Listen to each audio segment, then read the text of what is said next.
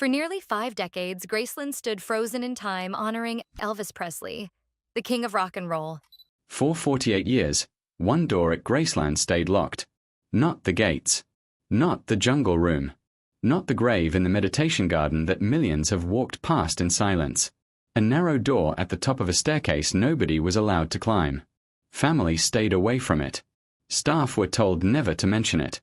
And for almost half a century, whatever was behind it stayed exactly where it was left in the summer of 1977. Now imagine, just imagine, that door finally opened. Imagine what would be waiting on the other side. This is not a true story. Nobody has actually opened a secret attic at Graceland. But stay with me, because what I'm about to imagine for you says something real about the man behind the legend, and by the end, you might understand Elvis Presley a little differently than you did before you press play. Chapter 1. A house that keeps its secrets. Picture Graceland the way most people already know it. The white columns out front. The gates shaped like guitars and sheet music. Millions of tourists a year walking through rooms frozen in shag carpet and gold records, cameras raised, following the same path the tour guides have used for decades. It's one of the most visited private homes in America, second only to the White House. But here's the thing about Graceland that most visitors never think about. The tour only shows you the rooms Elvis wanted the world to see, or the rooms his family later decided the world should see. A mansion that size has corners nobody photographs. Closets nobody opens on camera. And, in this imagined version of events, one small space at the very top of the house that simply isn't part of the story anyone tells. Let's say, for a moment, that this space is real. Let's say there's a narrow staircase behind a door in the upstairs hallway, a door visitors walk right past without noticing because it looks like a linen closet. Let's say that behind it, steps lead up into total darkness, and that at the top, there is a plain wooden door with an old brass lock. In our story, this is where it all begins. Elvis Presley died on August 16, 1977, in the upstairs bathroom of this same house, and the version of Graceland the public knows freezes almost entirely in that era. But suppose, just suppose, that in the weeks before his death, one man carried box after box up that narrow staircase himself, alone, telling no one what was inside. Suppose he turned that brass lock with his own hand, kept the key on a chain he never took off, and told the people closest to him that whatever was up there was not to be touched. Not by fans, not by reporters, not even by his own family, until he decided otherwise. And suppose that decision never came, because 3 weeks later, he was gone. 4 decades, in our imagined version, that attic simply sits there. Vernon Presley, Elvis's father, who managed the estate after his son's death, reportedly knew the door existed and chose to leave it exactly as it was. When Vernon passed in 1979, the responsibility, and the secret, passed to Elvis's mother's family and eventually to Priscilla Presley, who helped turn Graceland into the museum the world visits today. Priscilla is said to have gone up those stairs exactly once, stood at the door for a long moment, and come back down without opening it. She would later tell people close to her that some things a person keeps private in life deserve to stay private after death, and that she intended to honor that. Lisa Marie Presley, Elvis's only child, inherited Graceland in 1993. She grew up in their house, walked those halls as a little girl, and knew, in this story we're imagining, exactly what her father had hidden away. But she made the same choice her grandfather and her mother made. She let it stay locked. Friends of hers would later say she viewed the attic almost like a promise, something private between a father and the daughter he'd barely gotten to raise. Opening it, to her, would have felt like breaking a trust that death didn't get to erase. Then, in January 2023, Lisa Marie Presley died suddenly at the age of 54. And for the first time in the story we're telling, the key to that door passed to someone from an entirely new generation. Her daughter, Riley Keough. Chapter 2, A House Under Threat.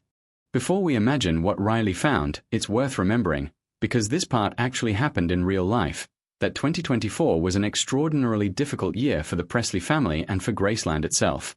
A company claimed that Lisa Marie Presley had used the estate as collateral for a loan years earlier and had defaulted, and announced plans to auction Graceland off entirely. Riley Keough, now the trustee of her mother's estate, fought back hard, filing a lawsuit that accused the company of fraud, arguing the loan documents were fabricated. A Tennessee judge agreed there was enough evidence of fraud to block the sale, and the auction was stopped just days before it was set to happen. It was, by any measure, one of the strangest and most public threats Graceland has ever faced, a real fight over a real house that very nearly saw the king's home sold out from under his family. It's easy to imagine that a scare like that would change how you look at everything you've inherited.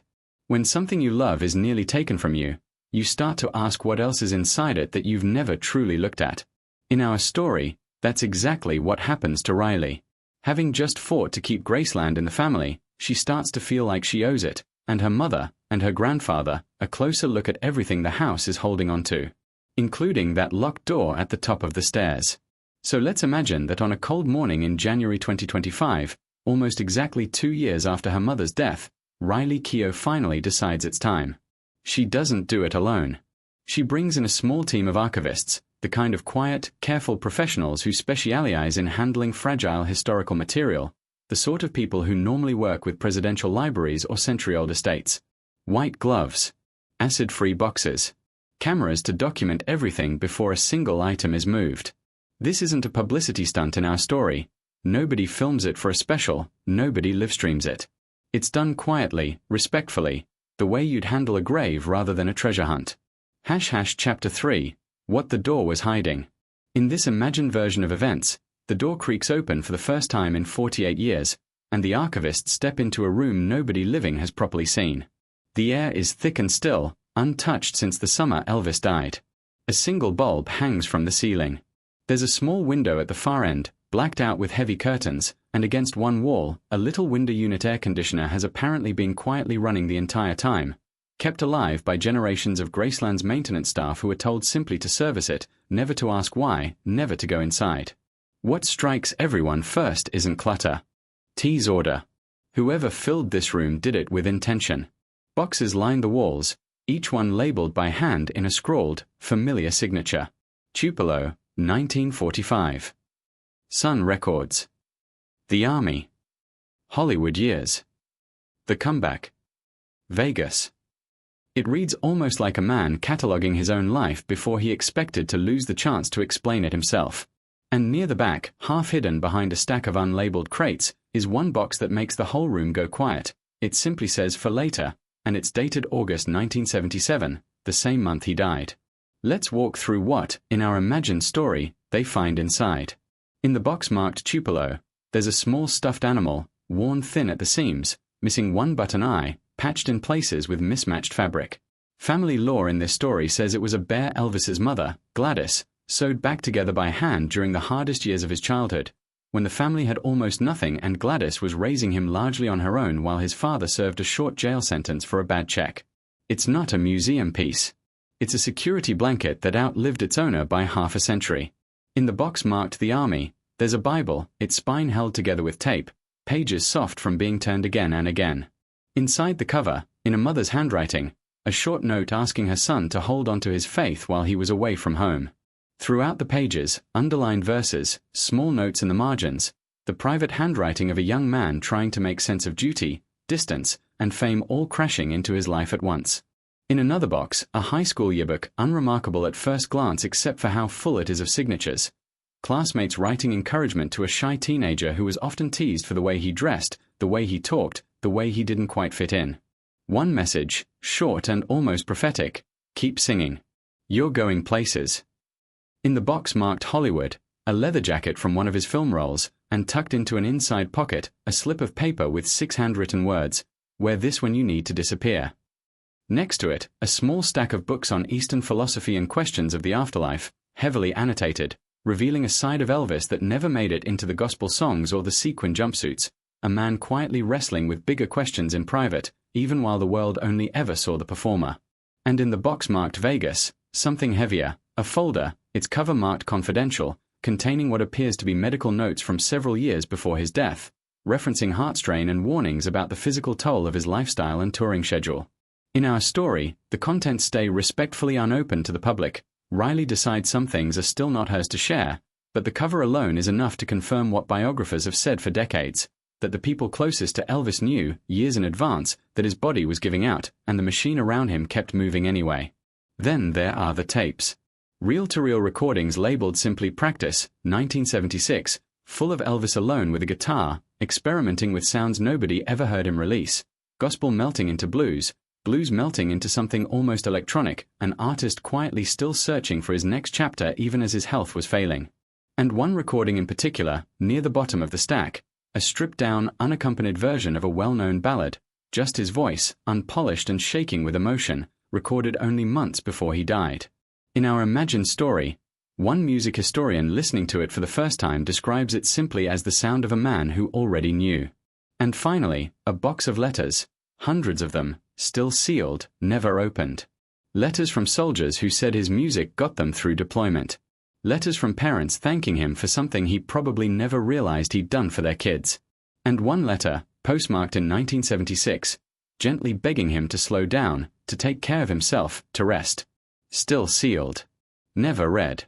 A small, quiet tragedy sitting in a box for 48 years. Chapter 4, What it would mean. If a room like this were ever really found, it wouldn't hand us some scandalous twist or a hidden identity or proof of a conspiracy. It would do something much simpler and, honestly, much sadder. It would confirm what the people who study Elvis's life have said for years. That he wasn't a myth or a punchline about grocery store sightings and Bob Joyce impersonators. He was a man who grew up with almost nothing, who carried his mother's faith and his childhood fears into a level of fame nobody in history had experienced quite that way before, who kept searching for meaning long after the world had already decided who he was, and who very likely knew, in his final years, that his body couldn't keep up with the life being built around him, and kept performing anyway, because too many people depended on him not stopping. That's really the heart of why the real Elvis conspiracy theories exist at all. The fake sightings, the witness protection program rumors, the arguments over his misspelled middle name on the gravestone. All of that noise, all these decades later, is easier for people to sit with than the plainer, sadder truth. That a 42-year-old man's heart gave out under the weight of an industry, a lifestyle, and an image that never let him rest. An attic full of childhood toys and unopened fan letters doesn't need to prove some secret. It just needs to remind us that behind the sequins and the gold records, there was a person, one who kept his mother's Bible close, who wrote himself little notes nobody was ever meant to see, and who might have wanted, more than anything, just a little more time. We don't know if a room like this actually exists behind a locked door at Graceland. As far as anyone has publicly confirmed, it doesn't. This has been a story, not a report. But somewhere in the real history of Elvis Presley, in the letters and interviews and medical accounts that are actually documented, there's a version of this same truth. A man the world turned into a legend before anyone stopped to ask if the legend was allowed to get tired. Maybe that's worth sitting with, whether or not there's really a door at the top of those stairs. If you enjoyed this story, let me know in the comments what part stuck with you the most, and subscribe for more deep dives into the lives behind the legends. See you in the next one.